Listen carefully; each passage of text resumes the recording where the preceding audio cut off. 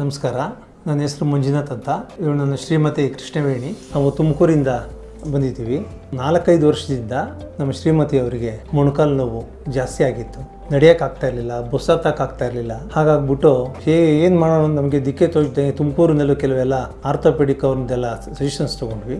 ನೋಡಿದ್ರೆ ಅವರು ಇಲ್ಲ, ಇದು ಆಪ್ರೇಷನ್ ಮಾಡಲೇಬೇಕಾಗತ್ತೆ ಅಂತ ಹೇಳಿದ್ರು.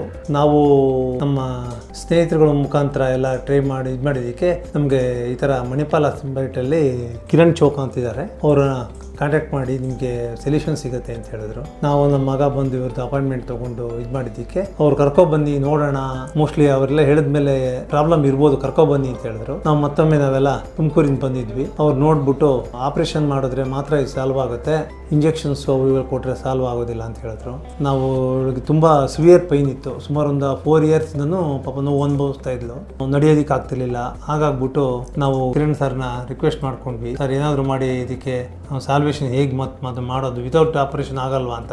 ಇಲ್ಲ, ಆಪರೇಷನ್ ಮಾಡಿ, ಏನು ಹೆದರ್ಕೋಬೇಡಿ, ವಿತಿನ್ 24 ಅವರ್ಸಲ್ಲಿ ನಿಮ್ಮ ಮಾಡಿ ಮೆಟ್ಲು ಹತ್ತಂಗೆ ನಾನು ಮಾಡ್ತೀನಿ, ಬೆಟ್ಟ ಹತ್ತಂಗೆ ಮಾಡ್ತೀನಿ, ಏನು ಯೋಚನೆ ಮಾಡಬೇಡಿ, ತುಂಬ ಚೆನ್ನಾಗಿ ಇದಾಗುತ್ತಾರೆ, ನೀವೇನಕ್ಕೆ ಹೆದರ್ಕೋಬೇಡಿ, ಶುಗರು BP ಏನಿದ್ರು ನೀವು ಯೋಚನೆ ಮಾಡಬೇಡಿ, ನಾವೆಲ್ಲ ಕಂಟ್ರೋಲ್ ಮಾಡ್ಬಿಟ್ಟು ನಾನು ಮಾಡ್ತೀನಿ ನೀವು ಅಂತ ತುಂಬ ಧೈರ್ಯ ಕೊಟ್ಟರು. ಅದೇ ಪ್ರಕಾರ ಅವರು ವಿತಿನ್ 24 ಅವರ್ಸಲ್ಲಿ ನಮಗೆ ತುಂಬ ಚೆನ್ನಾಗಿ ಆಪರೇಷನ್ ಸಕ್ಸಸ್ ಮಾಡಿಕೊಟ್ಟಿದ್ದಾರೆ.